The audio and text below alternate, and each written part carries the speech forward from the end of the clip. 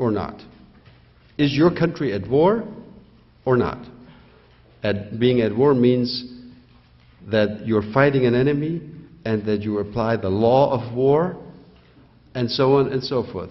And I was not surprised at all when all of the American lawmakers present said, sure we are. Yes, we are at war. Our country is at war. And all of the German members of the German Bundestag said, no, we're not. We have a very difficult challenge, which is international terrorism, but we're not at war. In my view, the fact that in this transatlantic universe, in NATO, we have at least one country, maybe several countries, who define themselves as being at war, and the rest of them defining themselves as not being at war. I mean, you don't need any of the other problems to understand that that creates enormous tension. It creates enormous tension. I'm a practitioner. I know what I'm talking about. When we were dealing with the Balkan conflicts in the early 90s, it created huge difficulties when the Brits and the French had troops in Bosnia, and the Germans had none, and the Americans had no troops there either. What was the result? The Americans and the Germans wanted to bomb the Bosnians, the Bosnian Serbs, and the British and the French said, no, don't do it, because you might hit our troops. In other words, if you don't have the same view and the same position on a conflict, it's very hard to agree. And if one party believes that we're at war and the other party believes we're not at war, for the diplomat, that's a hard one to bridge. So think about the enormous strain, the enormous tension that this difference in perception has created across the Atlantic.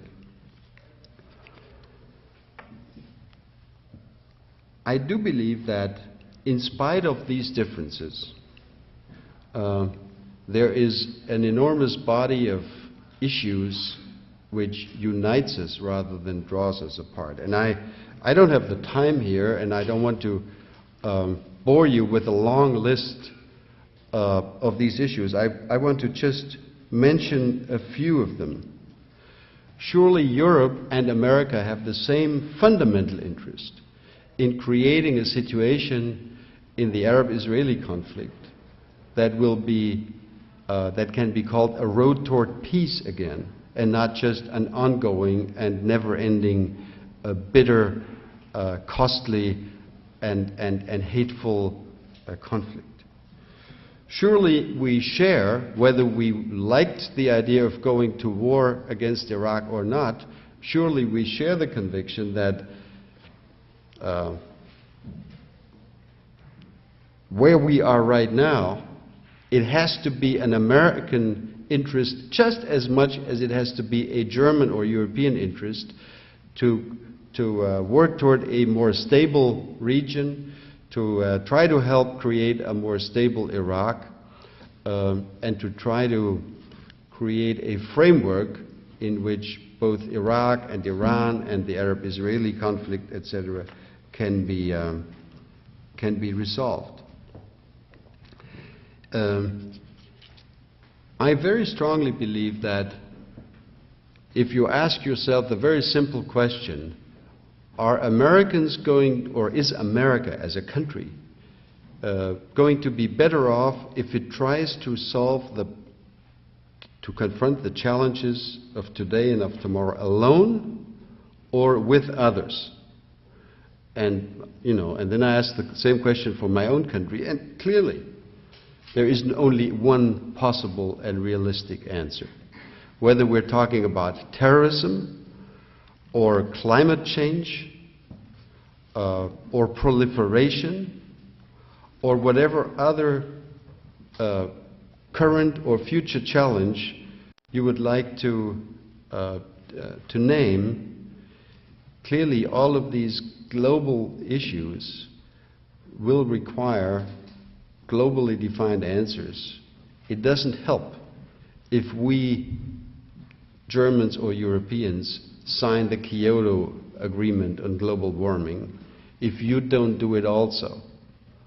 Because our adherence to that accord will simply not go far enough toward preventing global warming from happening. So if we can't agree on Kyoto, I think we have to try to find some other solution to that problem.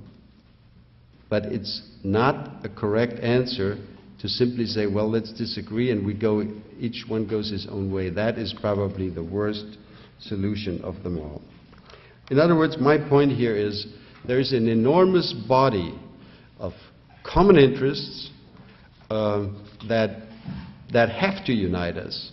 We would be irresponsible, and our governments would not do the job they're supposed to do if we didn't make a serious effort to work together.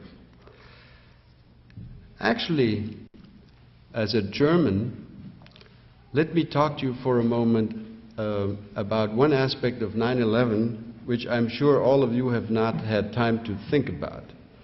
You've all had time to think about how 9/11 has affected your lives, America as a nation, the perception of America's vulnerability. But I want to tell you that 9/11 also had immensely important implications for Germany. 2 months after 9/11, in November of 2001, Chancellor Schröder, having expressed Germany's solidarity with the United States, asked the German Parliament, the Bundestag, to authorize deployment of German soldiers to Afghanistan. I'm sure some of you know, but I'm also certain many of you don't know, that Germany is today, next to the United States, the single most important troop provider and money giver for Afghanistan. We have way over 2,000 soldiers in Afghanistan. Without 9/11, there is no way that the German Bundestag would have ever authorized that deployment. Remember where my country comes from. In '95, that's only 7 or 8 years ago, my government, and I was a senior official in that government at the time, strongly believed that Germans have no business in sending soldiers abroad because of the bad things that the German Wehrmacht had done during World War II. And our theory was that if we start sending our troops abroad, all they will do is probably provoke people or provide easy targets for them, and they would pick out the German soldier, and this would simply not be a good idea. We had to change that way of thinking, because your government, the Clinton administration, and others said to us, you've got to help. Germany is a country with 80 million people. We have this problem in the Balkans, so you have to send troops. And we started sending troops very cautiously. 3 years ago, our view was still, in the summer of 2001, that we might now participate in deployment, in peacekeeping activities in Europe, but never beyond the borders of Europe. Had it not been for 9/11, I don't believe that you would see a German soldier outside of Europe before the year 2020. It would have taken us a long time. 4 months after the deployment decision, in the spring of 2002, a group of 7 German soldiers were killed in the mountains of Afghanistan.